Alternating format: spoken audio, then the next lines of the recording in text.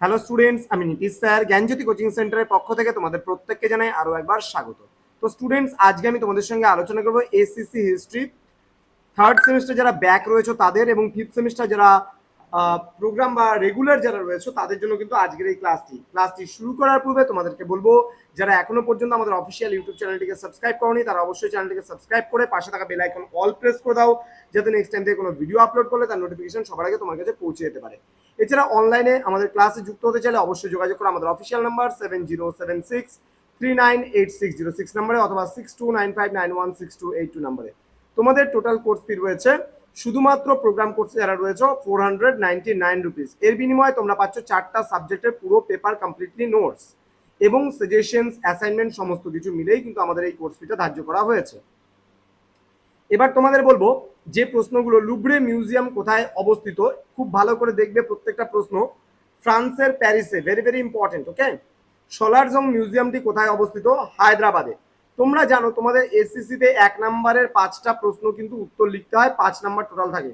5 number লিখতে হয় 3টে, 3 5 15 নাম্বার, এবং লিখতে হয় 10 নম্বরের 2টো প্রশ্ন, 10 2 20 number.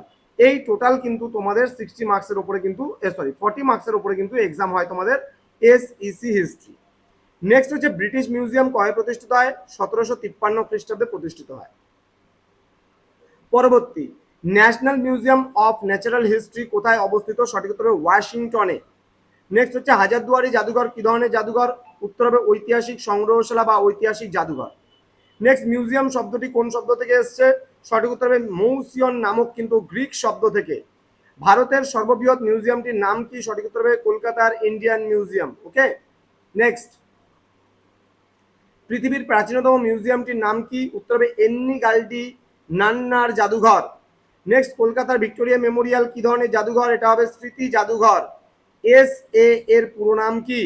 Society of American archives, sorry, archivists. Okay. তো এই যে মানে পার্টটা আজকে আলোচনা করলাম, এটা কিন্তু পার্ট 1। ওকে, এটা কিন্তু পার্ট 1। এরপরে তোমাদের সঙ্গে আলোচনা করব পার্ট 2, সেখানেও কিন্তু আমি তোমাদের জন্য নিয়ে আসবো আরো 10টা মোস্ট ইম্পর্টেন্ট 1 নম্বরের প্রশ্ন। সর্বমোট আমরা তোমাদের জন্য মানে প্রতি সপ্তাহে পরীক্ষা আসা পর্যন্ত আমরা তোমাদের টোটাল 8টা পার্ট নিয়ে আসবো। এই 8টা পার্টে কিন্তু আমরা 80টা প্রশ্ন নিয়ে আলোচনা করব এবং এর মধ্যে থেকেই তোমরা পরীক্ষায় কমন পাবে। তো স্টুডেন্টস, তোমাদের সঙ্গে দেখা হচ্ছে খুব তাড়াতাড়ি পরবর্তী ক্লাস নিয়ে। তোমরা প্রত্যেকেই ভালো থেকো, সুস্থ থেকো। Thank you so much. Thanks for watching. After all, thank you.